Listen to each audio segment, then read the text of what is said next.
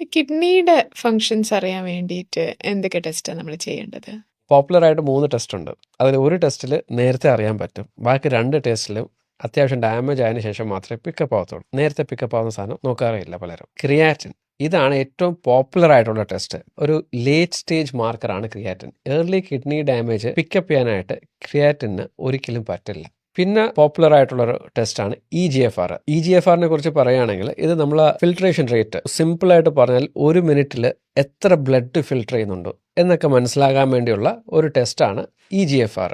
അപ്പോൾ അത്യാവശ്യം നല്ല സ്പീഡിലൂടെ ബ്ലഡ് അതിലെ ഫിൽറ്ററിലൂടെ പോകുന്നുണ്ടാവും. പക്ഷെ നമുക്ക് അറിയേണ്ടത് എന്താണ്? കിഡ്നി ബേസിക്കലി ഒരു അരിപ്പയാണ്. ഈ അരിപ്പയുടെ കാര്യമൊന്നും നമ്മൾ ചായ അരിക്കുന്നതായിട്ടൊന്ന് ആലോചിച്ച് നോക്കുക. അരിപ്പയുടെ ദ്വാരത്തിന് വലിപ്പം കൂടിയിട്ടുണ്ടോ? വലിപ്പം കൂടിയിട്ടുണ്ടെങ്കിൽ എന്ത് സംഭവിക്കും? ചായ നമ്മൾ അരിക്കുമ്പോഴേക്ക് തേയിലപ്പൊടി അടിയിലോട്ട് വീണു തുടങ്ങും. നമുക്ക് കിഡ്നിയുടെ അരിപ്പയ്ക്ക് പ്രശ്നം വന്നിട്ടുണ്ടോ എന്നല്ലേ ആദ്യമേ അറിയേണ്ടത്.